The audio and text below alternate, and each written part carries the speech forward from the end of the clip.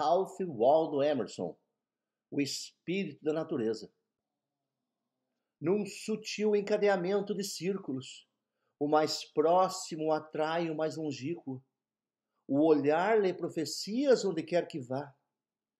A rosa fala todas as línguas, e o verme, tentando ser humano, remonta toda a espiral de formas. Na primeira edição de O Espírito da Natureza, em 1836, Emerson tinha incluído uma citação do poeta romano Plotino. A natureza não é senão uma imagem ou imitação do bom senso, a partícula mais minúscula da alma, sendo algo que tão só faz, mas não conhece. Plotino, Enéadas, 2, 3:17.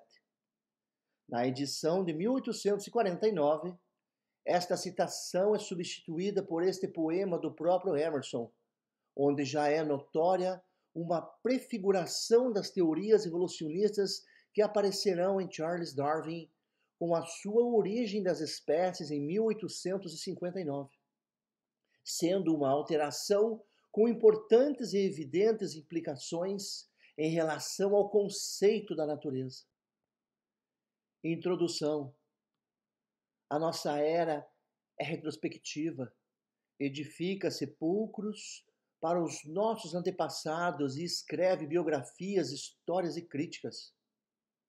Todas as gerações anteriores contemplavam face a face a Deus e a natureza.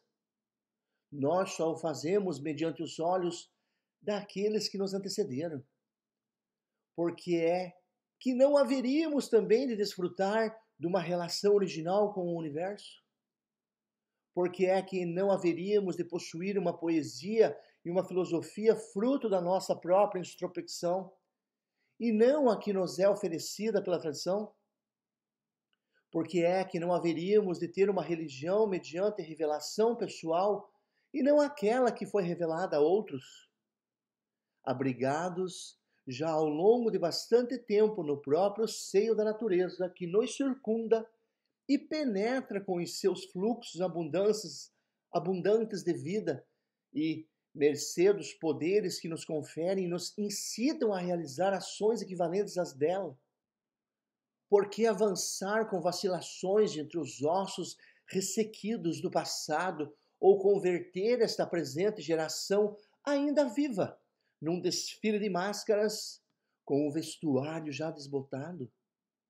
Hoje o sol também desponta. Há agora muito mais lã e muito mais linho nos campos. Há novas terras, novos homens, novas ideias. Reivindiquemos as nossas próprias obras, as nossas leis e os nossos cultos. Não temos, sem dúvida alguma, perguntas que não possam ser respondidas. Confiemos na perfeição da criação e consideremos que qualquer curiosidade que a ordem das coisas possa suscitar na nossa mente possa ser satisfeita por essa mesma ordem. A condição humana constitui a solução, numa linguagem hieróglifa, as perguntas que ela própria formula. Antes de a aprender como verdade, realizava-a como vida. De um modo semelhante, a natureza descreve sempre, nas suas formas e tendências, os seus próprios desígnios. Interroguemos essa grande manifestação que resplandece harmoniosamente à nossa volta. Perguntemos à natureza qual é a sua finalidade. Todas as ciências têm um objetivo, nomeadamente a elaboração de uma teoria da natureza. Possuímos teorias sobre as raças e as funções, mas só possuímos uma ideia muito vaga sobre aquilo que é a criação. Encontramos-nos tão longe do caminho da verdade que até os líderes religiosos discutem entre eles, odiando-se, enquanto todos aqueles que são mais reflexivos são acusados de ingênuos e frívolos. Mas para o juízo mais requintado, A verdade mais abstrata é a mais prática. Sempre que surge uma teoria verdadeira, ela própria se constitui na sua própria evidência. Fica confirmada pelo mero fato de explicar todos os fenômenos. Mesmo agora, se pensa que muitos fenômenos ainda não só têm explicação, mas que até são inexplicáveis, com o sono, a loucura, os sonhos dos animais, o sexo. Sob uma consideração filosófica, o universo está composto de natureza e de espírito.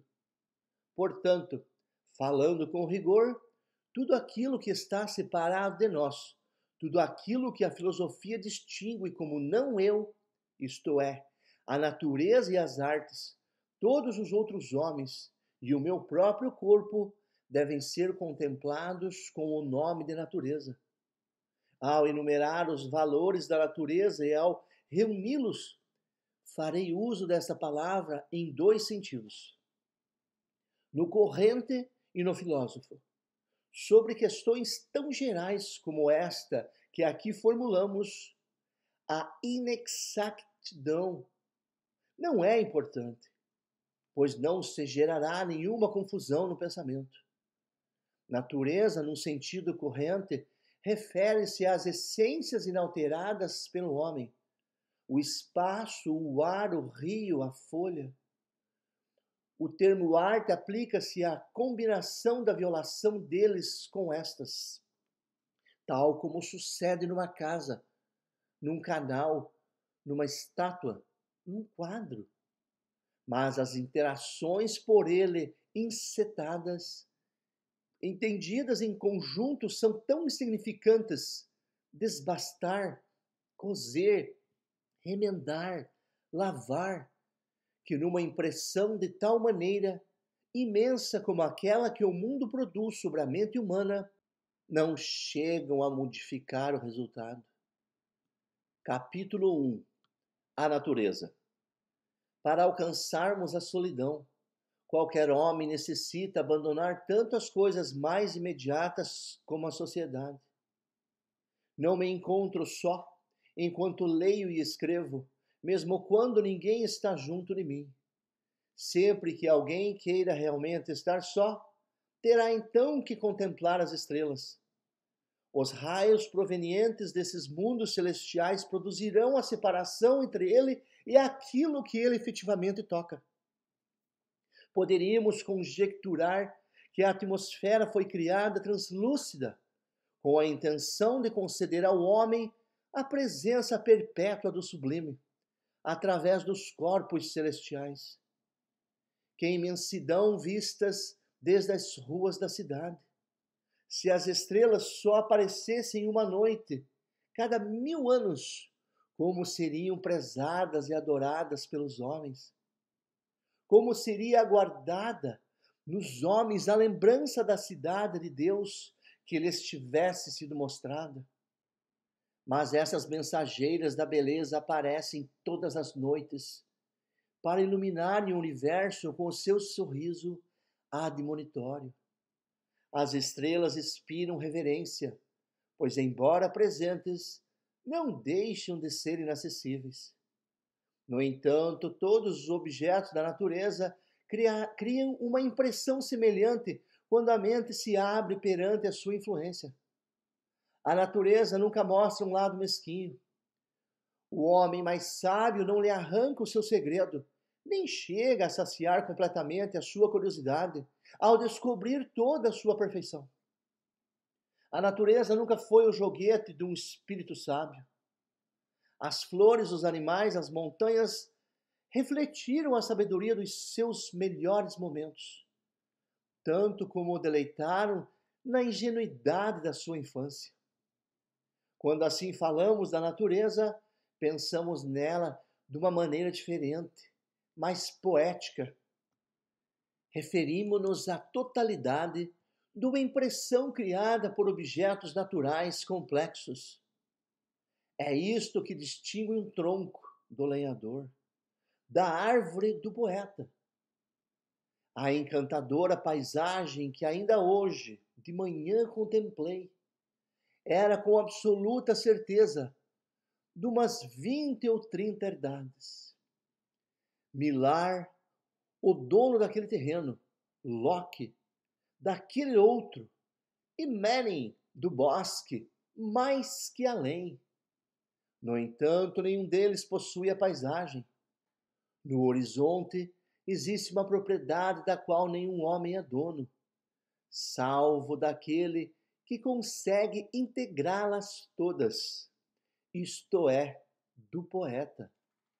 Esta constitui a melhor parte das herdades daqueles homens, embora nenhuma escritura legal possa certificar os direitos sobre ela. Verdade seja dita, poucos adultos conseguem ver a natureza. A maioria das pessoas não vê o sol, ou pelo menos a sua visão não deixa de ser superficial. O sol acaba por iluminar não só o olhar do homem, brilha igualmente no olhar e no coração da criança. O amante da natureza é aquele cujos sentidos interiores e exteriores ainda se encontram verdadeiramente harmonizados entre eles. Aquele que, na sua maturidade, conservou o espírito da infância. A sua relação com o céu e com a terra converte-se em parte do seu alimento cotidiano. Na presença da natureza, o homem experimenta um deleite exacerbado, muito superior a todos os seus padecimentos mais excruciantes. Esta é a minha criatura, diz a natureza, e apesar de todas as insolências, regozijar-se-á comigo.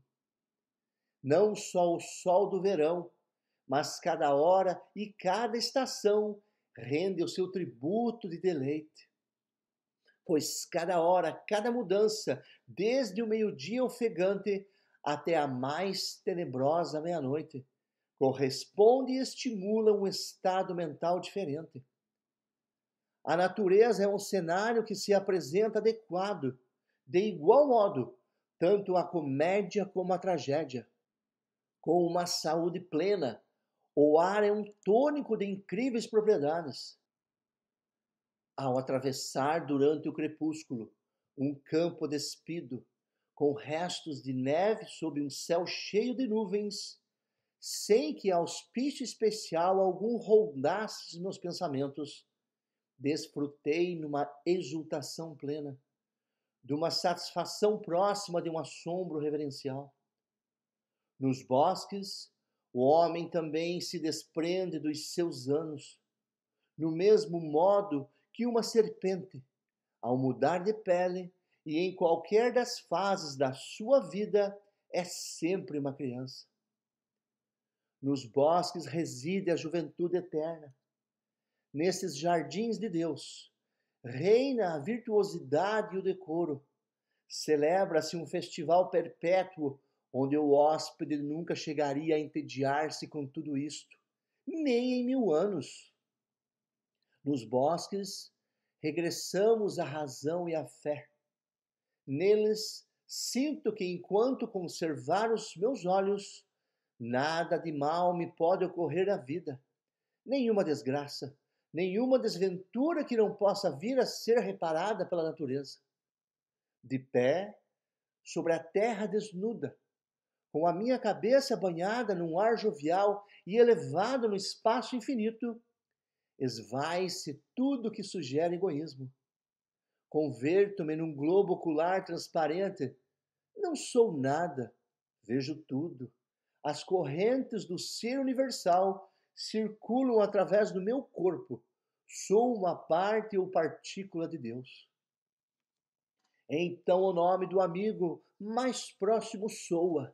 Estranho e perfeitamente surgido do acaso, o ser, irmãos ou conhecidos, ser amo ou criado, é então uma futilidade e um estorvo. Sou amante da beleza incomensurável e imortal. Na natureza virgem encontro algo mais querido e mais afim a mim que em qualquer rua ou aldeia. Na paisagem serena, especialmente na língua longínqua do horizonte, O homem contempla algo tão formoso como a sua própria natureza. O maior deleite proporcionado pelos campos e pelos bosques é o de sugerir a relação oculta entre os homens e as plantas. Não estou só, nem passo desapercebido. Elas saúdam-me a mim e eu a elas. A ondulação dos ramos no meio de uma trovoada é-me por igual algo novo e algo já antigo. Sou tomado por surpresa e, no entanto, já não me é algo desconhecido. O seu efeito é como o do elevado pensamento superior ou de uma depurada emoção que me sobressalta quando julgo que penso com verdade ou faço aquilo que me é devido.